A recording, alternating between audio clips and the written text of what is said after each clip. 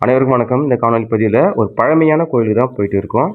வல்லக்கோட்டை முருகன் கோவில் நீங்க கேள்விப்பட்டிருக்கீங்களா? சோ அந்த கோவில் எங்க இருக்குன்னா நம்ம தமிழ்நாட்டுல காஞ்சிபுரம் மாவட்டத்துல இருக்கு. இந்த கோவில் எப்ப கட்டப்பட்டதுன்னா 1200 ஆண்டுகளுக்கு முன்பு கட்டப்பட்ட கோவில் இன்னமும் வழிபாட்டுல இருக்கு. இந்த கோவிலுக்கு தனி வரலாறு இருக்கு. சோ இப்ப நீங்க பாத்துட்டு இருக்கீங்களா இந்த குளம், இந்த குளத்துக்கு பேர் என்னன்னா வஜ்ரா தீர்த்தம். சோ இதற்கும் தனி வரலாறு இருக்கு. அதாவது இந்திர பெருமான் தேவர்களின் தலைவர். சோ அவர் என்ன பண்றாருன்னா முருக பெருமானுக்கு பூஜை செய்ய விரும்புறாரு. சோ பூஜைக்கு தண்ணி வேண்டும் இல்லையா? சோ அதனால அவரோட வஜ்ரத்தால ஒரு பள்ளம் உண்டாக்குறாரு. சோ அந்த பள்ளம் தான் இப்ப நீங்க பாத்துட்டு இருக்கிற இந்த குளத்துக்கு பக்கத்துல ஸ்ரீதேவி பூதேவி சமேத வரதராஜ பெருமாள் கோவில் இருக்கு. இந்த ஊர்ல இருக்கிற அந்த கோவில் அதாவது வல்லக்கோட்டை முருகன் கோவில் சொல்றாங்க இல்லையா? சோ வல்லக்கோட்டை அந்த பேர் வர காரணம் என்ன தெரியுமா? சோ அதற்கும் தனி வரலாறு இருக்கு. வல்லன் என்ற ஒரு அரக்கன் இருந்திருக்கான். சோ அப்ப அந்த வல்லன் என்ற அரக்கன் இந்த ஊர்ல இருக்கிறவங்க எல்லாரையும் டிஸ்டர்ப் பண்ணிருக்கான். அதாவது சோ அவன் ஒரு அரக்கன்றதுனால எல்லாருமே சாவடிச்சிருந்திருக்கான். சோ அந்த நேரத்துல முருக பெருமான் என்ன பண்றாருன்னா அந்த வல்லன் என்ற அரக்கனை வதம் செய்யறாரு. வதம் செய்யும் பொழுது அந்த வல்லன் என்ற அரக்கன் முருக பெருமான் கிட்ட ஒரு வேண்டுகோள் வைக்கிறாரு. சோ என்னுடைய பேரை இந்த ஊருக்கு வைங்கன்ற மாதிரி.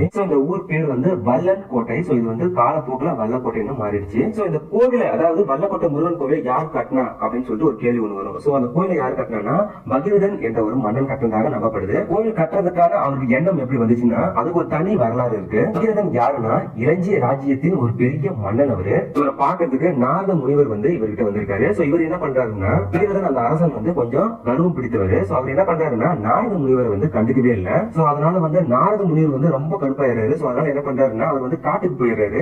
சோ காட்டுக்கு போகும்பொழுது வர வழியில ஒருத்தர் பாக்குறாரு. யாருன்னா கோரன் என்ற அரக்கன் பல நாடுகளை வெற்றி பெறாரு.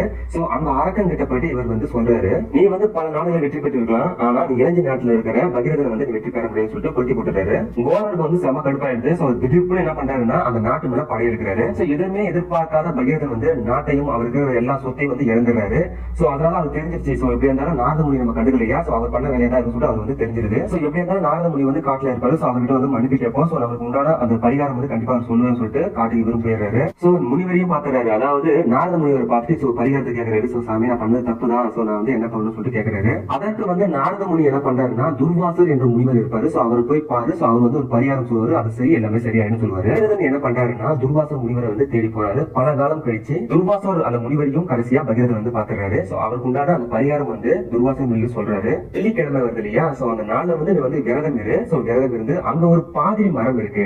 சோ அங்க உள்ள முருக பெருமானை நீ வழிபட்டு உன்னோட குறைகளை நீ சொன்னீங்க அப்படின்னா கண்டிப்பா உங்களோட குறைகள்லாம் நிவர்த்தி ஆயிடும் சொல்லிட்டு அந்த பரிகாரத்தை சொல்றாரு. யார் சொல்றாருன்னா துர்வாசர் முனிவர். அதன் படியா அவர் என்ன பண்றாருன்னா சாமியை அதாவது முருக பெருமானை வேண்டாரு. சோ அதே மாதிரியா அவருக்கு எல்லாமே கிடைச்சது. அந்த குறையெல்லாம் நிவர்த்தி ஆயிடுச்சு. சோ சிறிது காலம் கழிச்சு அவர் என்ன பண்றாருன்னா அந்த இடத்துலயே ஒரு கோவில் கட்டுறாரு. சோ அந்த கோவில் தான் நீங்க பாத்துட்டு இருக்க வல்லக்கோட்டை முருக பெருமான் கோவில். இந்த கோவிலுக்கு இன்னொரு சிறப்பு அம்சம் இருக்கு. என்னன்னா அருணகிரிநாதர் இருக்காரு இல்லையா? சோ அவருடைய 7 திருப்புகழ் பாடல் இந்த கோவில்ல இடம்பெற்று இருக்கு. சோ அந்த கோவில் இன்னமும் வழிபாட்டுல இருக்கு. சோ நீங்க பாத்தீங்க அப்படின்னா மிரண்டு போயிருவீங்க. அந்த அளவுக்கு புத்த முழுசா இருக்கும். அதாவது நீங்க பார்க்கும்போது பழைய கோவில் மாதிரி இருக்காது. இப்ப கட்டின கோவில் மாதிரி புத்த முழுசா இருக்கும். சோ வருடத்துக்கு வருடம் இந்த கோவிலை புதுப்பிச்சுட்டே இருக்காங்க. இந்த கோவிலுடைய பழமை 1200 ஆண்டுகளுக்கு முன்பு கட்டப்பட்ட கோவில். சோ இந்த கோவில்ல மூலவர் எப்படி இருப்பாருன்னா 7 அடி உயரம் கொண்ட முருகப்பெருமான் சிலை இருக்கும். சோ பக்கத்துல வள்ளி தெய்வானை இருப்பாங்க. இந்த கோவிலோட அமைப்பு அவ்வளவு அழகா இருக்கு. சோ கண்டிப்பா நேர்ல பாக்குற ஒரு முக்கியமான வழிபாட்டு தலம். குடும்பத்தோட பாருங்க. அடுத்து ஒரு நல்ல வீடியோல சந்திப்போம். சோ நம்ம சேனலை மறக்காம சப்ஸ்கிரைப் பண்ணிச்சுங்க. Okay friends, thank you so much for வாட்சிங்.